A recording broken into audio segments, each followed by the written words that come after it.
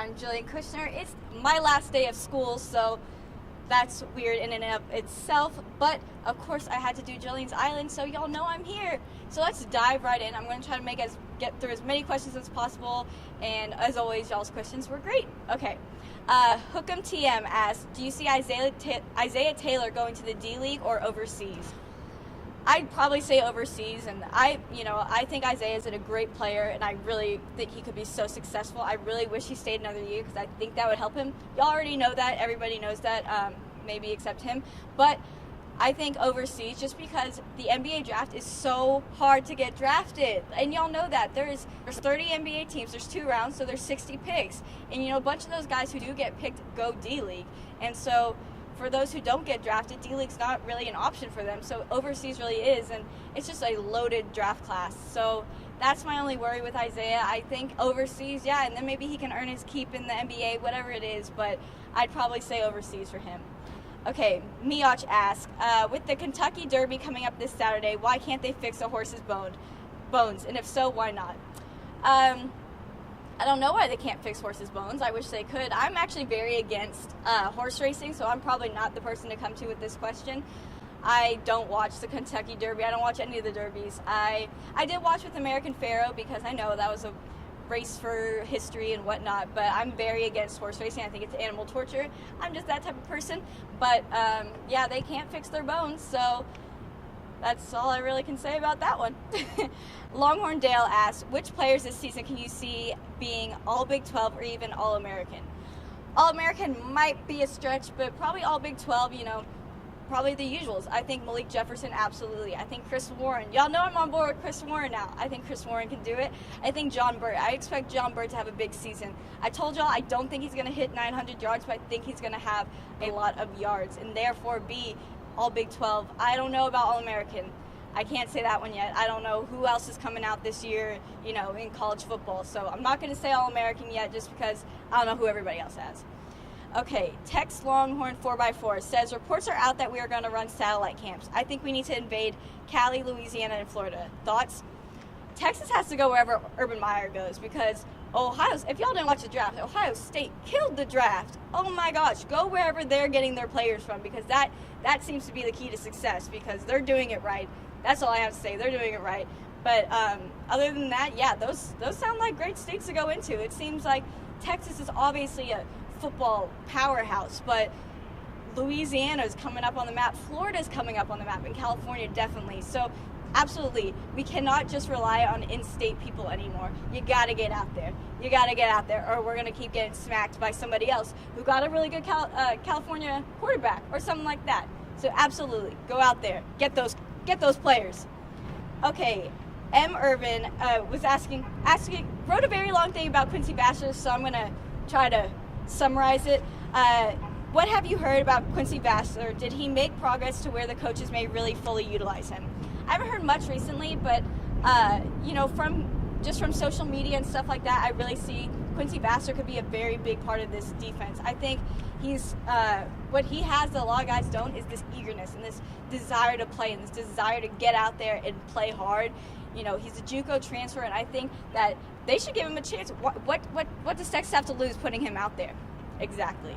I think he's going to play hard, and I definitely could see him being very successful for this team. Absolutely. And if the coaches are believing in him, then even better because they've seen something that we haven't seen yet. So throw him out there.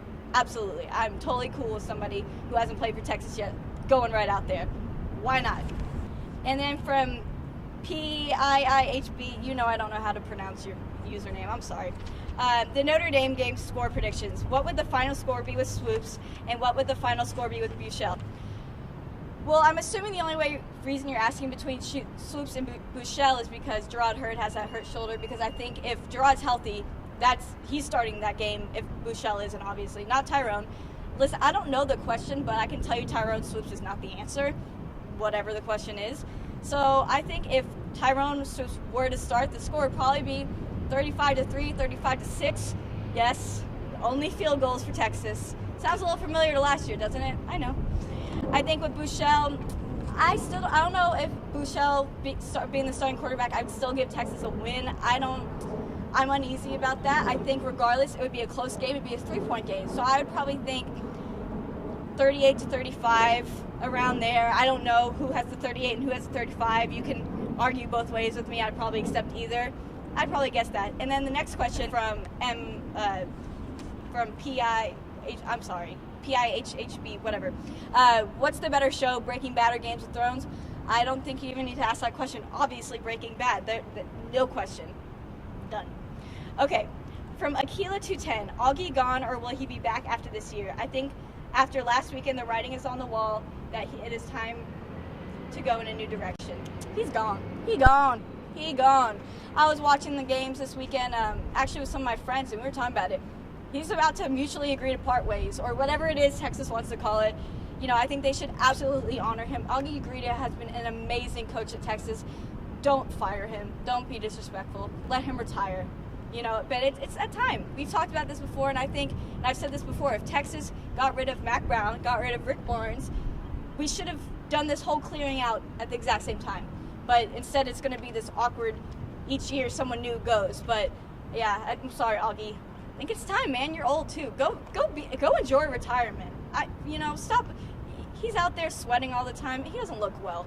Go enjoy retirement. And from Dan Horn. Oof, this is a hard one. Best Texas sporting event / game you ever attended? Any sport. I actually really thought about this. This one was actually a really hard question for me. I think what I decided on, I think I'm going to stick with it. OU Texas 45-35. Y'all know the game? What was that? 2008? Yeah. I think that one. I remember I was out I wasn't under the awning at the Cotton Bowl. I was out in the sun, got a really bad sunburn, but didn't even care. And I remember Jordan Shipley ran back that kick return, ran right past me into the end zone. 45-35. That has to be it. That was just amazing. That has to be it. This is hard. I didn't like this question. Don't ask me this question again. MJ Tang 2 asks, predict the statistical leaders in each defensive category. Most are going to Malik, the sacks, the tackles, anything having to do with a guy on the line, linebackers, stuff like that. I think Malik. I think last year he really impressed me, and I think this year's only going to get better. I think he's going to run this defense. Absolutely. As far as, with the secondary interception, stuff like that, those tackles, maybe I'm weird for saying this, but I think Chris Boyd might be doing this.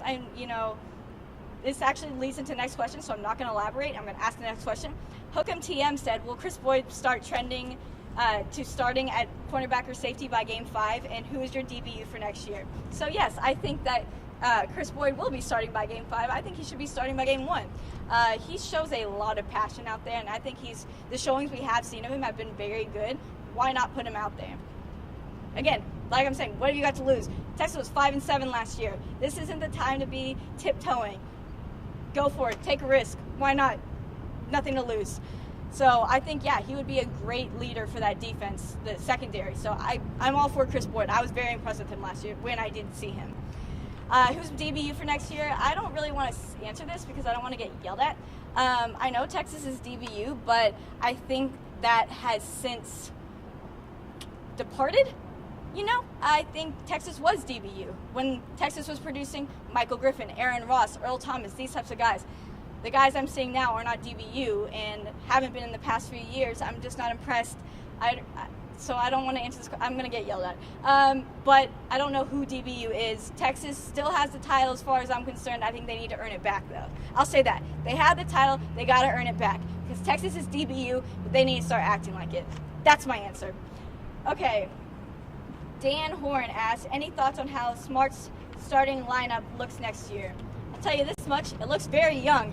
Very, very young. The returning players Smart has are Shaq Clare, Kendall Gansey, Tevin Mack, Eric Davis, and Curran Roach. 3 of those guys are freshmen. I don't know if that would be the starting 5 because, there are recruits coming in. I don't think Shock is scared to put a freshman out there, a true freshman. Absolutely not. If they earn that starting role, he's going to put them out there. I also think this is about to be Eric Davis's team. You're going to see him running this team. He can shoot. He showed so much promise last year. I am so on board with Eric Davis on that court. He knows how to do this. He is good at what he does. I think this is his team. He's going to step up as the leader. He's going to have an amazing year next year. Elche Guevara asks, what city is better, Dallas or Houston? Austin. Who wins the Western Conference in these playoffs? The Warriors do. And who did you root for when there was a Sims-Applewhite rivalry? I answered this in the first video, but I'm going to say Applewhite just because Chris Sims, I don't know what it was. I don't know. Something about his face, I think. I just didn't want to root for him. If that makes any sense, y'all understand what I'm saying. And also, like I talked about in the first video, blowing the big games, the Colorado games. It's just that stuff sticks in my head. And last question from Slimmy BKT. How about a current ranking of all UT teams for this year? Except track and field, he said. Is it fair to put football last?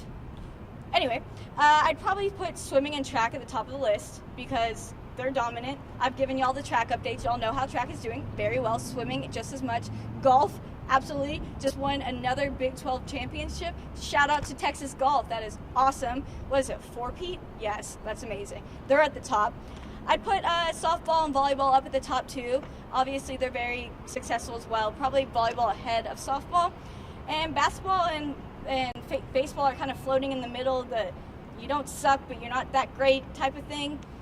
Because we've talked about this issues that baseball has been having with Augie and whatnot. So yeah, that's probably my ranking. If you follow that at all, remember football down here, track and golf and swimming up here, everything else kind of floating around up in there. All right, but thank you guys for your great questions. Y'all impress me every week. So thank you, and I'll see you next week.